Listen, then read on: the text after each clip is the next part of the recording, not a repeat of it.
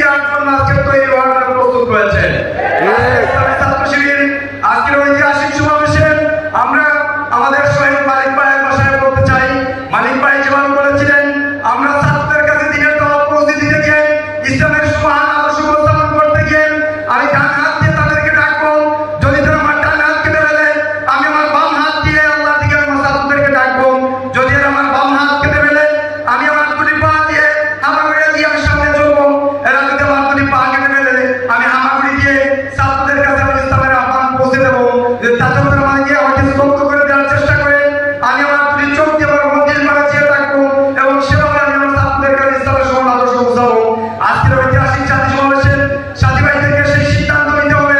আমরা সেই সিদ্ধান্ত নিয়ে আজকে করে নিতে চাই আমরা আমাদের সমান আদর্শ ইসলামের আদর্শ দিয়ে আমাদের সর্বোত্তম আদর্শ দিয়ে এদেশের প্রত্যেকটি ছাত্রের কাছে ইসলামের সমান আদর্শ পৌঁছে দিয়ে এক আল্লাহর দাসত্ব বাস্তবায়নের মধ্য দিয়ে সকল প্রকার তাগুতকে এখান থেকে পরিহার করে দিয়ে আমরা একটি সুন্দর ভবিষ্যৎ নির্মাণ করতে চাই, একটি সমৃদ্ধ বাংলাদেশ করতে চাই, যে সমৃদ্ধ বাংলাদেশ সকলের বাংলাদেশ হবে, সেখানে 18 কোটি মানুষের বাংলাদেশ হবে, সকল ছাত্র জনতার বাংলাদেশ হবে, মেধাবীদের বাংলাদেশ হবে।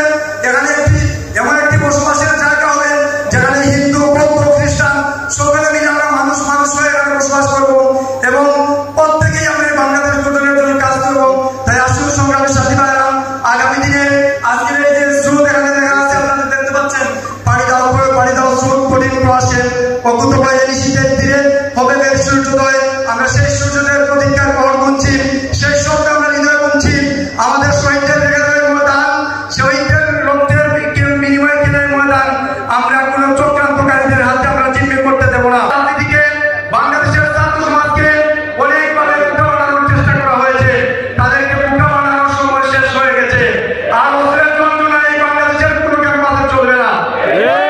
ক্যাম্পাসে প্রত্যেকদিন আমাদের মুহূর্তে আমরা সালাত দিয়ে বলে আমরা ছাত্রীরা আমাদের দিকে নিয়ে যেতে চাই, প্রত্যেকেই তার কর্ম পালন করবে, প্রত্যেকটি ছাত্রের কাছে আমরা ইসলামের সমান দাওয়াত পৌঁছে দেবো। তাই আসুন আগামী দিনের বাংলাদেশ নির্মাণের জন্য আমরা যেন আমাদের নিজেদেরকে তৈরি করতে পারি, ইসলামের সমান আদর্শ মানুষের কাছে ছড়িয়ে দিতে পারি। আল্লাহ তাআলা আমাদেরকে সেই তৌফিক দান করুন। সংগ্রামী উপস্থিতি আজকের ঐতিহাসিক